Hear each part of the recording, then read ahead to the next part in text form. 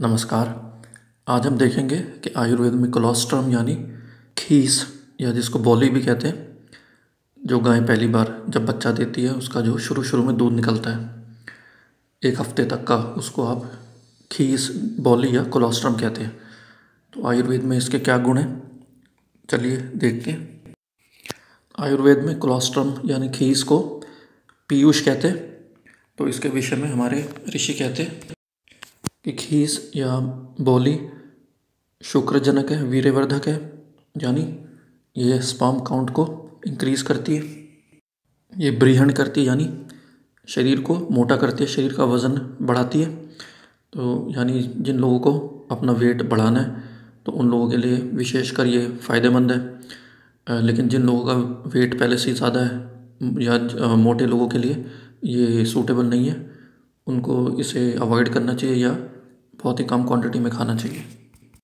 और ये धातुओं की वृद्धि करती है, धातुओं को बढ़ाती है, यानी आपके शरीर में खून भी बनाती है और ये आपके मसल्स को भी स्ट्रॉन्ग करती है, आपके हड्डियों को, आपके बोन्स को, आपके जॉइंट्स को, सबको ये ताकत देती है। तो जिनको भी अगर आप बैक पेन या हड्डियाँ कमज़ोर है, इस तरीके की समस्या है, तो आपको अपनी डाइट में कोलोस्ट्रम यानी खीस को अगर आपको अवेलेबल है तो ज़रूर इसको इंक्लूड करना चाहिए। आगे ऋषि भाव मिश्र कहते हैं कि ये बल कारक है, यानी शरीर की ताकत को बढ़ाती है, लेकिन ये पचने में गुरु है, यानी पचने में भारी है, डिफ़िकल्ट टू डाइजेस्ट है। तो आपको अपनी डाइजेस्टिव पावर को ध्यान में रख के इसे खाना है। अगर आपकी पाचक अग्नि अच्छी है तो आप इसे खा सकते हैं, लेकिन जिन लोगों की पाचक अग्नि कमज़ोर है उनके लिए ये सूटेबल नहीं है। या अगर जिनकी पाचक अग्नि कमज़ोर है, आप खाना चाहते हैं तो बहुत ही स्मॉल क्वांटिटी में आप खा सकते हैं।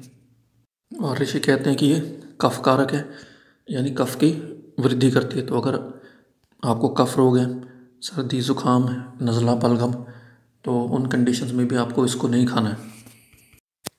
और ये हृदय के लिए हितकारी है, यानी हृदय को ये ताकत देती है, आपके हार्ट के लिए एक ये टॉनिक का काम करती है। और ये वात और पित्तनाशक है, यानी वायु और पित्त रोग जिन व्यक्तियों को उनके लिए ये विशेषकर से लाभकारी है। तो जिन लोगों की स्किन बहुत ड्राई है या बाल रूखे हो रहे हैं या एड़ियाँ फटती हैं या फिर आपको बैक पेन है, हड्डियाँ कमज़ोर हैं, या आपको शरीर में गर्मी अधिक है, पेशाब का रंग पीला है या मुंह से दुर्गंध आती है, या आपके स्किन पे जैसे रैशेज हो रहे हैं, खुजली हो रही है, ये सब पित्त या गर्मी अधिक बढ़ने से होता है। तो आप लोगों के लिए ये कोलोस्ट्रम या खीस खानी लाभकारी है। उसके बाद ऋषि कहते हैं कि जिन लोगों की दीप्त अग्नि है, यानी जिनकी डाइजेस्टिव फायर अच्छी है, उनके लिए ये खाना विशेषकर से लाभकारी है। तो अपनी डाइजेस्टिव पावर को ध्यान में रख के ही बोली को या खीस को खाएं। उसके बाद भाव ऋषि कहते हैं कि जिन लोगों को रात को नींद नहीं आती है, इंसोम्निया की प्रॉब्लम है, उनके लिए खीस खाना या बॉली खाना विशेषकर लाभकारी और अति उत्तम एक मेडिसिन है।